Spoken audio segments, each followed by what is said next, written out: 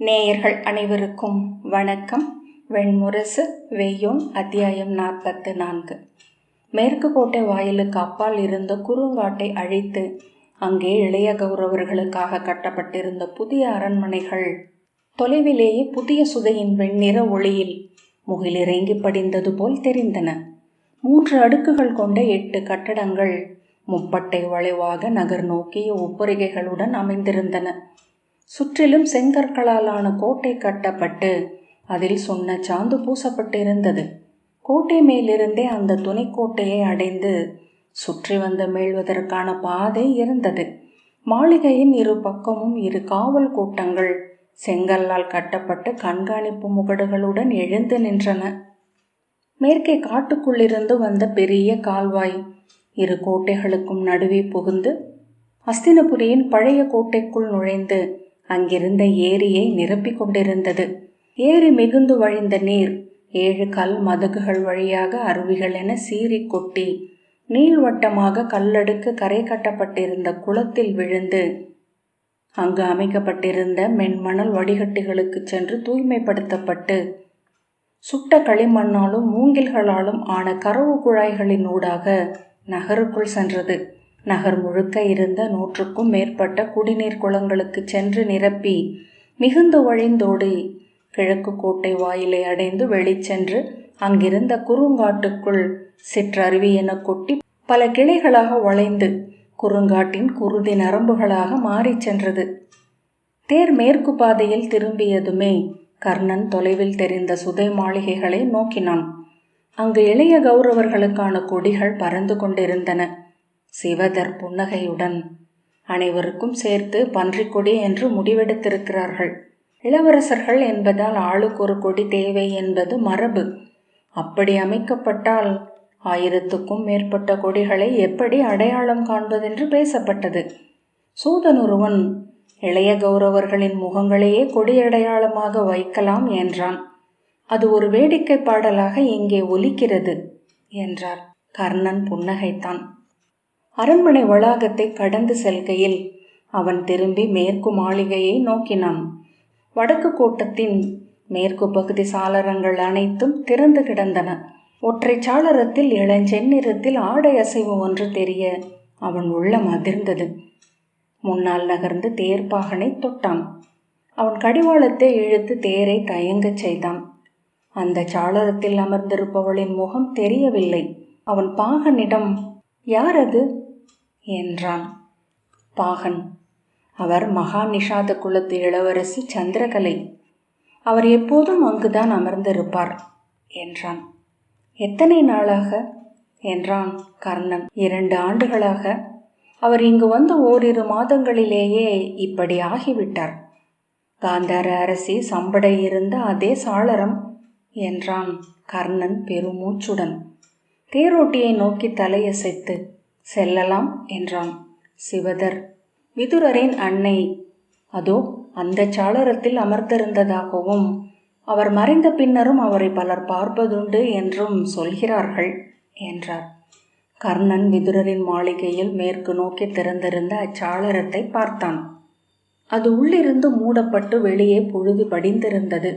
சிவதர், அதை திறப்பதே இல்லை என்றார். கர்ணன், அவர் பெயர் சிவை என்றான்.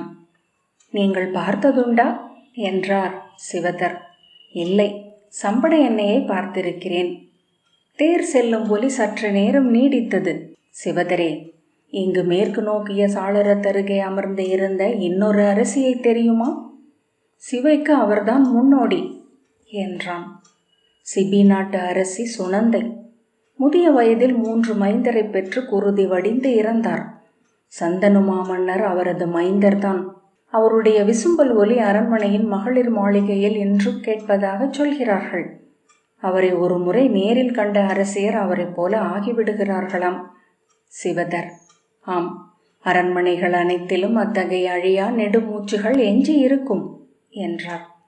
சந்தனு மாமன்னரின் இளைய மனைவி மாளவத்தைச் சேர்ந்த காந்திமதி. அவரை சாளரங்களில் ஒன்றில் அமர்ந்திருந்தார். அவருக்கு பின் சிவை என்றான் கர்ணன் தேரோட்டியிடம். இந்த இளவரசி எவரது மனைவி என்றான் அவன். இவர் 48வது இளவரசரான குந்ததாரரின் துணைவி என்றான். மகாநிஷாத குலத்து இளவரசியர் 12 அவர்கள் கவரப்பட்ட பின் போதிய திரையளித்து கொண்டு வரப்பட்டவர்கள். பூஜ்யை, சுரை, விமலை, நிர்மலை, நவ்யை, விஸ்வகை, பாரதி, பாக்கியை, பாமினி, ஜடிலை, சந்திரிகை, சந்திரகலை என்று அவர்களுக்கு பெயர் என்றான். கர்ணன், இவள் இளையவன் சுஜாதனுக்காக கவர்ந்து வரப்பட்டவள் என எண்ணினேன். அவளைத்தான் வேறு எவரோ மணந்தான் என்றான். தேரோட்டி உள எழுச்சி கொண்டு, இல்லை அரசே, அவர் மல்ல நாட்டு அரசி தேவபிரபை என்றான்.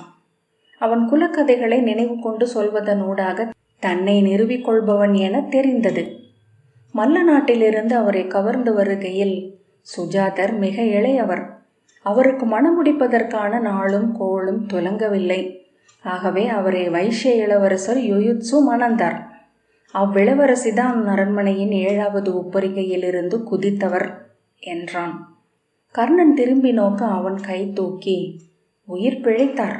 ஆனால் அவரது 2 கால்களும் ஒடிந்தன. நெடுநாட்கள் மருத்து நிலையில் கிடந்தார். இப்போதும் அவரால் நடக்க முடியாது என்றான். சிவதர் அறியாமல் ஏன் என்று கேட்டதுமே பிழையை உணர்ந்தார். தேரோட்டி உரக்க, ஏனென்றா வினவுகிறீர்கள்? ஏன் என்று தெரியாத எவருளர்? மச்சர் குலம் என்றாலும் அவர் அரசி. வைஷ்ய மகனுக்கு மனைவியாவதை அவர் எப்படி ஏற்க முடியும் என்றான். கர்ணன் மாளிகை சாளரத்தை நோக்கிய விழிகளை விலக்காமல் வந்தான். சிவதர் அப்பேச்சை எப்படி விலக்குவதென அறியாமல் தவித்தார். தேரோட்டியின் முதுகுதான் அவர் முன் இருந்தது. சாட்டையால் புறவிகளை மெல்ல தட்டியபடி அவன் மேலும் உரத்த குரலில் சொன்னான். வைஷ்ய இளவரசர் யுயுத்சுவுக்கு ஸ்வர்மர் என்று பேரரசரிட்ட பெயரும் உண்டு. அதை கேட்டு அவரை சத்திரியர் என எண்ணிவிட்டார் இளவரசி. மாலையிட்டு மங்கள நாணையும் அணிந்தார். முதல் நாளிரவு மஞ்சமணைகையில்தான் அரண்மனை பெண்கள் உண்மையை சொல்லி இருக்கிறார்கள். அதையும் சூதர் கதைகளில் கேட்கலாம். சேடி ஒருத்தியிடம் செம்பஞ்சு குழம்பு கொண்டு வரும்படி தேவபிரபாதேவி ஆணையிட்டார். அவள் எளிவரலுடன் முகம் கோட்டி, நீ என்ன அரசியா? நீயும் என்னை போல் வைஷ்யன் மனைவிதானே, நீயே சென்று எடுத்துக்கொள் என்றாள். தேவபிரபாதேவி வெகுண்டு அவளை ஓங்கி அறைந்தார். என்ன சொன்னாய் இழிமகளே என்று மேலும் அறையப் போக அருகே நின்றிருந்த அவர் மூத்தவளாகிய மச்ச நாட்டரசி தேவமித்ரை சிரித்தபடி, அவள் சொல்வது உண்மை. ஐயமிருந்தால் சென்று முதல் அரசியிடம் கேளடி என்று சொன்னார். உடன் பிறந்தவர்களாகிய தேவகாந்தியும் தேவமாயையும் தேவகியும் நகைத்தார்கள். தேவகாந்தி, ஐவரில் நீயே அழகி என்று எண்ணியிருந்தாய் அல்லவா? ஆணவத்துடன் தான் தெய்வங்கள் விளையாடுகின்றன என்றார்.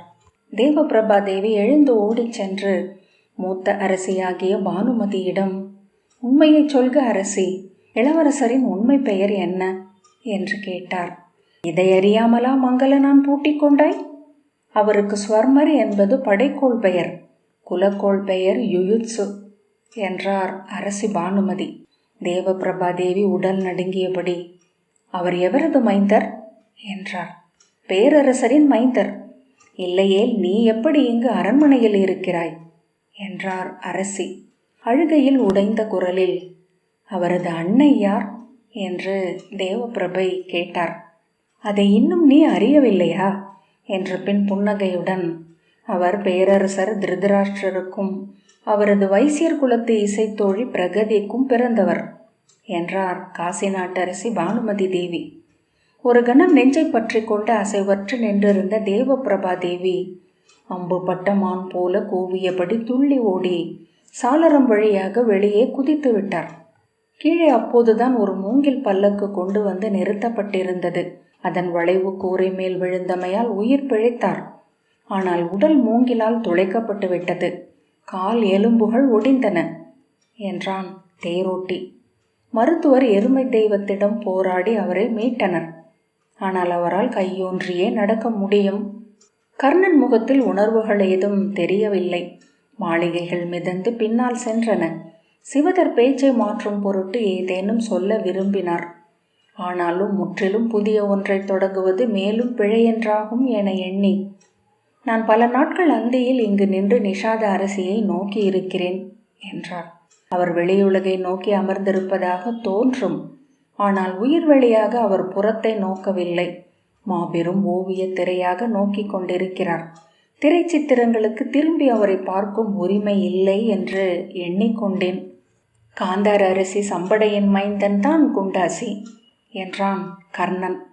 சிவதர் அவன் குரல் இயல்பாக இருந்ததனால் ஆறுதல் கொண்டு, ஆம், அதை நான் கேட்டிருக்கிறேன் என்றார். கர்ணன், குண்டாசியை நீங்கள் சந்தித்ததுண்டா சிவதரே என்றான். மும்முறை பார்த்திருக்கிறேன் என்றார் சிவதர். இம்முறை நான் இன்னும் அவரை பார்க்கவில்லை. மதுவுக்கு அடிமை என்றார்கள் என்றார். கர்ணன், இளமையில் மண் வந்த தேவமைந்தன் போல் இருப்பான். பெரும்பாலும் அழகும் அறிவும் நற்குணமும் கொண்டவர்களே மதுவுக்கு அடிமையாகிறார்கள் என்றான். சிவதர், மென்பளிங்கு கல்லை கட்டட மூலையில் வைத்தால் அது எடை தாழாது சிதையும். அது நுண்ணிய சிற்பங்களுக்குரியது என்றார். கர்ணன் பெருமூச்சுடன், எப்போதும் என்னிடம் ஏதோ ஒன்றை சொல்வதற்கு எழுவது போல் இருப்பான். மிக கூரிய சொற்களை சொல்லத் தெரிந்த ஒரே கௌரவன் அவன். ஆனால் இன்னும் அவன் என்னிடம் என்ன சொல்ல விரும்புகிறான் என்பதை சொன்னதில்லை என்றான். தேரோட்டி குடித்தே அழிகிறார். அரண்மனை அறையில் பூட்டி வைத்தார்கள். தெற்கிலிருந்து வந்த மருத்துவர்கள் பலமுறை அவரை நேர்படுத்தி இருக்கிறார்கள். சில நாட்கள் சீராக இருப்பார். குளித்து நெற்றிக்குறி அணிந்து புத்தாடையும் அணிகளுமாக கோயில்களுக்கு செல்வார். மீண்டும் கால்களில் காற்று ஆட சந்தைகளில் பார்க்க முடியும் என்றான். அவர்களின் தேர் ஏரியை அணுகிய போது ஏரியின் மதகுகளில் இருந்து பொழிந்த சிற்றருவிகளின் ஓசை எழுந்து காற்றில் ஏறி சுழன்றது. அப்பொழிவுகள் உருவாக்கிய துமிப்புகை முன் காலை ஒளியில் சிறு மழை விற்களை சூடியிருந்தது. நீராவி வந்து காதுகளை மூடி மழை வரப்போகிறது என்ற எண்ணத்தை உருவாக்கியது. தேர் சற்று மேடேறி செல்ல இடப்பக்கம் சிற்றருவிகளின் வெள்ளி வளைவுகள் தெரிந்தன.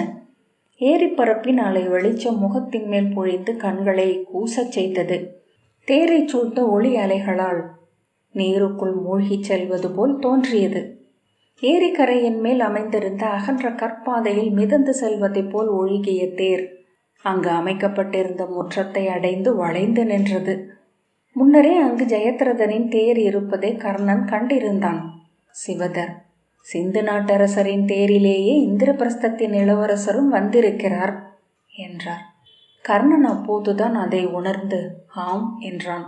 அவர்கள் இறங்கி நின்றதும் அங்கு நின்றிருந்த பிரமோதர் வந்து தலைவணங்கி, சிந்து நாட்டரசரும் பீமசேனரும் அங்கே நீர் விளையாடுகிறார்கள் என்றார்.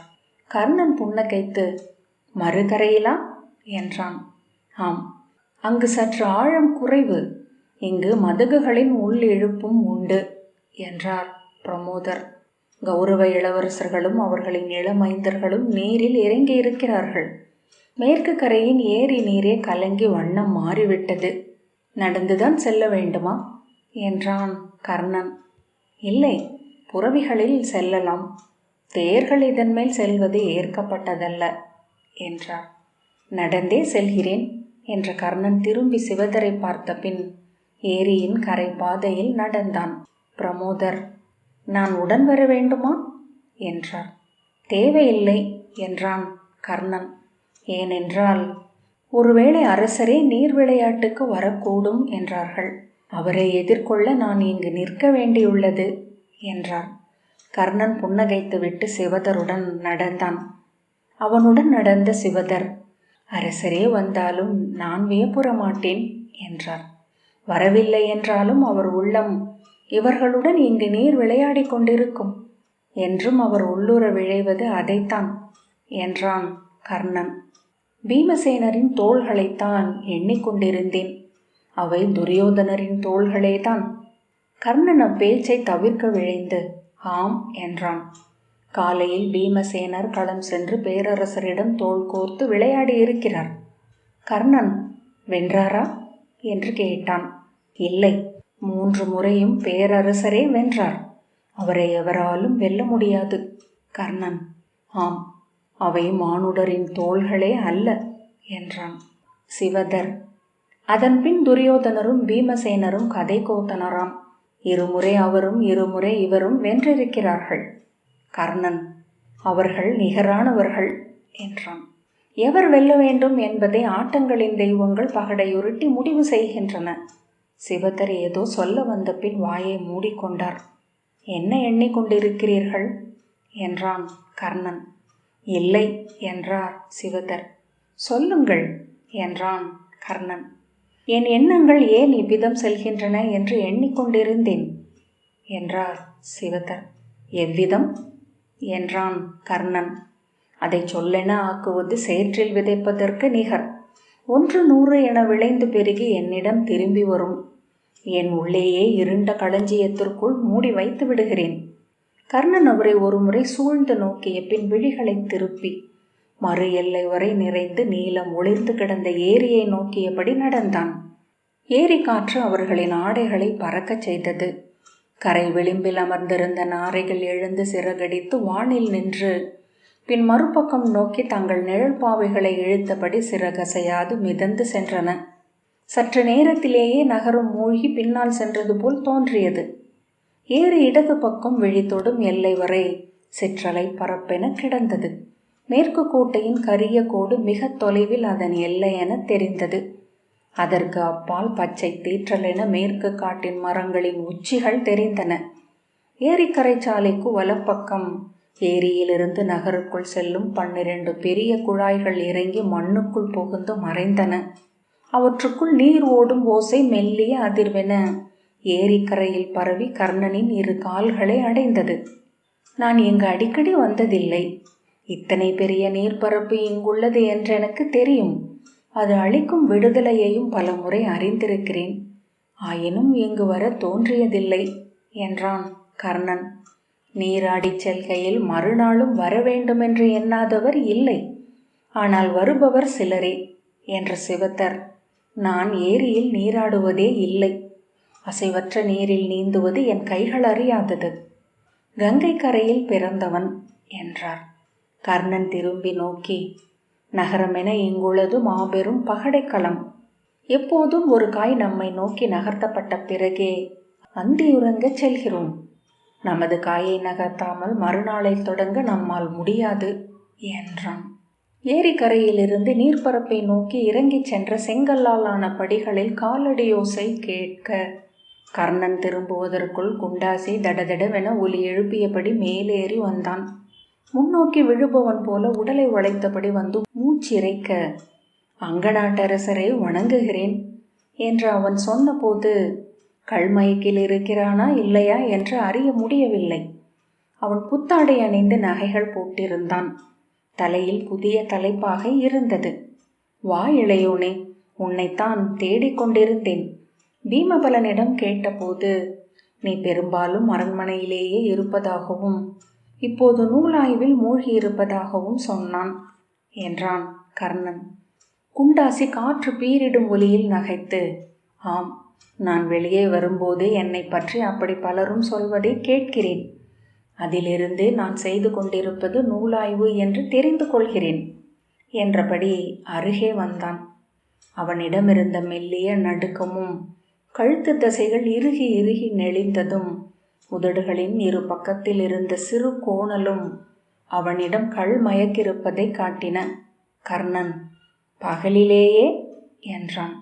சிரித்தபடி, காலையிலேயே என்றான் குண்டாசி. துயிலெழுகையில் ஒரு முந்தை நிறைய கடும் மதுவை குடிக்காமல் என்னால் என்னை உணர முடியாது மூத்தவரே. இதுவரை 12 முறை மதுவை கைவிட்டிருக்கிறேன். ஒவ்வொரு முறையும் மேலும் ஊக்கத்துடன் திரும்பி வந்திருக்கிறேன். இன்று காலையும் அப்படி திரும்பி வந்தேன். ஆகவேதான் இந்த புத்தாடைகள். எப்படி உள்ளன என்றான். நன்று என்றான் கர்ணன். நான் இளவரசனைப் போல் இருப்பதாக சொன்னார்கள். நான் இளவரசனைப் போல பேச வேண்டும் என முயல்கிறேன். அவன் கையை நீட்டி விரலால் சுட்டி ஏதோ சொல்ல வந்து அது பிடி கிடைக்காமல் கைவிட்டு, ஆனால் ஒன்று, இப்போது மது என்னை உளரச் செய்வதில்லை. அல்லது மது அருந்தாத போதும் நான் மது அருந்தியவனாக பேசத் தொடங்கி இருக்கிறேன் என்றான். நன்று என்ற பின் கர்ணன் திரும்ப அவன் கர்ணன் கையை தொட்டு, மூத்தவரே, அங்கு நீர் விளையாட்டு நிகழ்கிறது. இங்கிருந்து அதை பார்த்து கொண்டிருந்தேன் என்றான். கர்ணன், நீயும் இறங்கி நீந்தி இருக்கலாமே என்றான். அவ்வார்த்தைக்கு பொருளில்லை என அவன் அறிந்திருந்தாலும் அப்போது இயல்பாக கேட்க வேண்டியது அதுவே என்று தோன்றியது. நீங்கள் நினைப்பது போல் அல்ல மூத்தவரே, என்னால் நீந்த முடியும் என்றான் குண்டாசி. ஆனால் இங்கிருந்து அதை பார்த்து கொண்டிருக்கவே விரும்புகிறேன். விந்தையான ஒரு நிகழ்வு அது.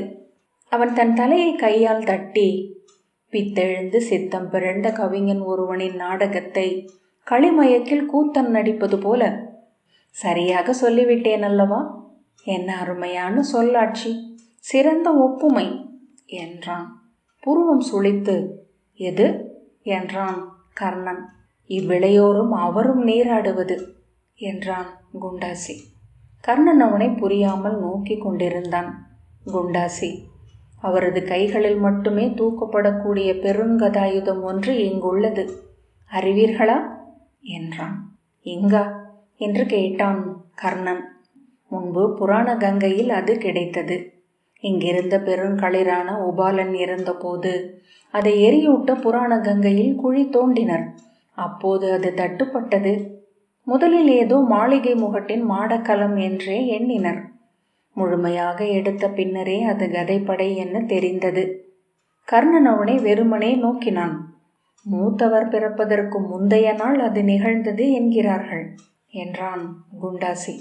மூத்தவரின் பிறப்புக்கு முன் எழுந்த தீக்குறிகளில் ஒன்றென உபாலனின் இறப்பை சொல்வதுண்டு நிமித்திகர்.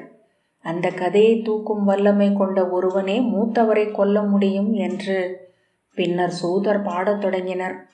வாயை சப்பு கொட்டி உதடுகளின் பொருத்தில் நுரையென இருந்த எச்சிலை மேலாடையால் துடைத்தபடி ஆகவே அவர் வெள்ளற்கரியவர் என்று முடிவு செய்துவிட்டனர். ஏனென்றால் பொதுவான கதைப்படைகளை விட அது 18 மடங்கு பெரியது. மானுடர் எவரும் அதை அசைக்க கூட முடியாது. ஆம், பார்த்திருக்கிறேன் என்றான் கர்ணன். குண்டாசி, ராகவராமனின் அணுக்கராகிய அனுமனின் கையில் இருந்த கதை அது என்கிறார்கள். இந்நகரின் முகப்பில் அதை நிறுவி அதற்கு ஐவேளை பூசைகள் செய்கிறார்கள். பெருந்தெய்வம் என அது எழுந்தருளி இருக்கிறது. எதற்கு தெரியுமா என்றவன் குரல் தாழ்ந்தது. இரு கண்களும் அகன்றன. கருவிழிகள் மேலும் அகல உள்ளே கருந்துளைகள் திறந்தன. ஏன் தெரியுமா கர்ணன்? சொல் என்றபடி பொறுமையற்ற உடல் அசைவுடன் திரும்பி சிவதரை பார்த்தான். அவர் கண்முன் விரிந்த ஏரியை நோக்கி சுருங்கிய கண்களுடன் நின்றிருந்தார். அது அனுமனின் கதை அல்ல மூத்தவரே. நாம் நின்றிருக்கும் இந்த அஸ்தினபுரி நம் மூதாதை ஹஸ்தியால் உருவாக்கப்பட்டதல்ல. இதை உருவாக்கியதால் தான் அவர் ஹஸ்தி என்று அழைக்கப்பட்டார்.